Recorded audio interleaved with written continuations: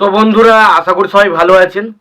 তো বন্ধুরা, এখন আমি যে বিষয়টা নিয়ে কথা বলবো, তো সেটা হলো মিঠুন চক্রবর্তী এবং সোহম অভিনীত ছবি শাস্ত্রী, যেটা এবছরে পুজোয় রিলিজ করতে চলেছে। তো সেই বিষয়ে এই ছবির অভিনেতা সোহম চক্রবর্তী এবং সৌর সেনী তার একটা ইন্টারভিউ দিচ্ছেন এবং তারা শাস্ত্রী সম্পর্কে কি বলেছেন সেই বিষয় নিয়ে আলোচনা করব। তো শাস্ত্রী ছবি নিয়ে কিছু বলার আগে প্রত্যেকটা বন্ধুকে অনুরোধ করব, চ্যানেলটায় নতুন হয়ে থাকলে অবশ্যই আপনারা চ্যানেলটা সাবস্ক্রাইব করে নেবেন, আর যদি ভিডিওটি পছন্দ হয় অবশ্যই লাইক কমেন্ট শেয়ার করতে ভুলবেন না।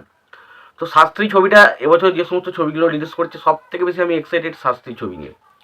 আমি গর্ব কথা বলছি না, কারণ আমি শাস্ত্রী ছবি নিয়ে কেন এক্সাইটেড তার কারণ হচ্ছে একটাই, শাস্ত্রী ছবির কনসেপ্ট আমার সব থেকে বেশি পছন্দ হয়েছে। এখানে জ্যোতিষ ভার্সেস বিজ্ঞান, এই যে লড়াইটা, এটা দেখার জন্য আমি প্রচণ্ড এক্সাইটেড। তো যেই কারণে ছবিটার প্রতি আমি এতটা এক্সাইটেড। এবং তার পাশাপাশি অবশ্যই মিঠুন চক্রবর্তী আর সোহম একসঙ্গে একটা জুটিতে একটা ভালো ছবির কাজ করতে ছিল। এর আগে তারা লেহালুয়া লে ছবিতে কাজ করেছিল, বাট সেটা একটা হার্ডকোর কমার্শিয়াল ছবি ছিল, কমার্শিয়াল এবং সত্যি কথা বলতে গেলে সেটা একটা কমেডি ছবি ছিল, সেটা সেই ধরনের ছবি ছিল না।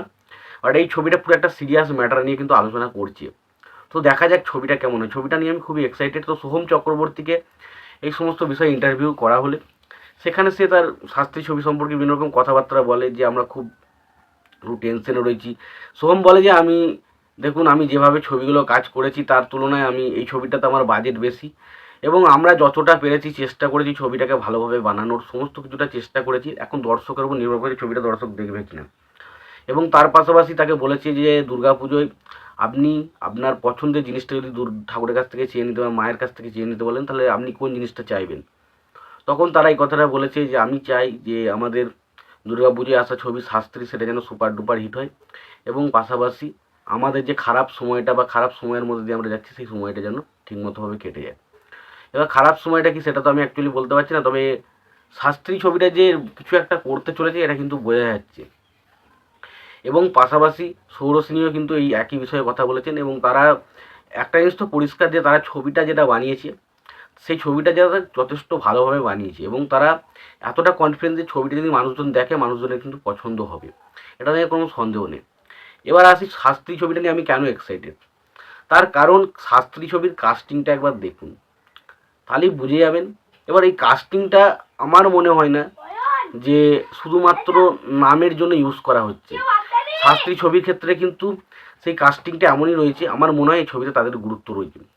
শাশ্বত চট্টোপাধ্যায় আমার খুবই পছন্দের একজন অভিনেতা, শাশ্বত চট্টোপাধ্যায়। তো তাকে এই ছবিতে আমরা পাচ্ছি, এটা একটা বিরাট বড় পাওনা।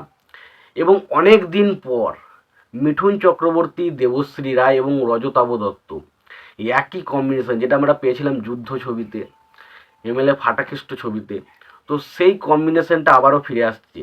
এবং সেই জিনিসটা মানুষের কাছে একটা অন্যরকম উন্মাদনা, অন্যরকম হাইপ কিন্তু তৈরি করে। যে কম্বিনেশনটা মিঠুন চক্রবর্তী রজতাভর কম্বিনেশনটা আমরা আবারও পেতে চলেছি, এবং আমার মনে হয় এখানে কিন্তু তাদের মধ্যে কিন্তু একটা ঝামেলা হালকা থাকতে চলেছে, তো সেই জিনিসটা থাকবে। পাশাপাশি সোহম ভার্সেস মিঠুন চক্রবর্তী হতে চলেছে, সেটাও কিন্তু একটা বিরাট ব্যাপার। এবং মিঠুন চক্রবর্তী ভার্সেস কৌশিক সেন কিন্তু ভালো একজন অভিনেতা, আমরা জানি, সেও কিন্তু ছবির মধ্যে থাকতে চলেছে। এবং পাশাপাশি অনির্বাণ চক্রবর্তী, সেও কিন্তু এই মুহূর্তে যদি আপনি রিসেন্ট টাইম দেখেন, একজন ভালো মানের অভিনেতা কিন্তু অনির্বাণ চক্রবর্তী। এবং সৌরসেনী তো রয়েছে, সব বোঝা যাচ্ছে কাস্টিং কিন্তু খুব ভালো। এবং পাশাপাশি আমার মনে হয় যে অরিত্রদা, আমাদের ইউটিউব চ্যানেলের যে অরিত্রস জ্ঞান, তিনি কিন্তু এই ছবির ডায়লগ এবং সংলাপের কাজটা তিনি করেছেন। তো আশা করবো এই ডায়লগগুলো খুব ভালো হবে, খুব ইম্প্যাক্টফুল হবে। এবং এই ছবিটার পর হয়তো অরিত্রদা আরও অনেক ভালো ভালো কাজ কিন্তু অরিত্রদার কাছে আসতে চলেছে, এটা আমার মনে হচ্ছে। এবং আমার মনে হচ্ছে এবছরে কোথাও না কোথাও শাস্ত্রী ছবিটা কিন্তু বাকি ছবির থেকে অনেকটা আন্ডাররেটেড মনে হচ্ছে, যা শাস্ত্রী ছবির জন্য কেউ এক্সাইটেড নয়। দেখুন, অ্যাকচুয়ালি আমি আগেও বলেছি, এখনও বলছি, এই মুহূর্তে যদি আপনি ভালো করে সব দিকে বিচার করেন, আপনার হয়তো মনে হবে যে শাস্ত্রী ছবি দেখার অডিয়েন্স কিন্তু খুবই কম। তবে আমি একটা কথা বলছি, শাস্ত্রী ছবি নিয়ে কিন্তু মানুষের মধ্যে এক্সাইটমেন্ট কিন্তু রয়েছে। কিছু মানুষজন রয়েছে যারা কিন্তু শাস্ত্রী ছবি দেখার জন্য এক্সাইটেড, এবং সেই অডিয়েন্সটা এসে যদি তাদের ফিডব্যাক যদি খুব ভালো হয়, তাহলে কিন্তু আস্তে আস্তে হলে ভিড় হতে শুরু করবে, এটুকু বলতে পারি। আর সবশেষে একটাই কথা বলবো, শাস্ত্রী ছবিটাকে যারা আন্ডাররেটেড ভাবছো বা ভাবছো এবং নিচের দিকে, তাদের প্রচণ্ড ভুল ভাবছো। টেক্কা বহুরূপী ডেফিনেটলি ভালো ছবি হতে চলেছে, কিন্তু তার পাশাপাশি শাস্ত্রী ছবিটা আমার একটা ছবি হতে চলেছে, যেটা কিন্তু একুয়ালি এদের সাথে পারফরমেন্স করবে এবং ভালো একটা কালেকশন কিন্তু এদের সাথেই করতে চলেছে। তো তোমাদের এই শাস্তি ছবিটা নিয়ে কি মতামত তোমরা জানিও। তোমাদের যদি ভিডিওটি পছন্দ হয় অবশ্যই লাইক কমেন্ট শেয়ার করে দিও।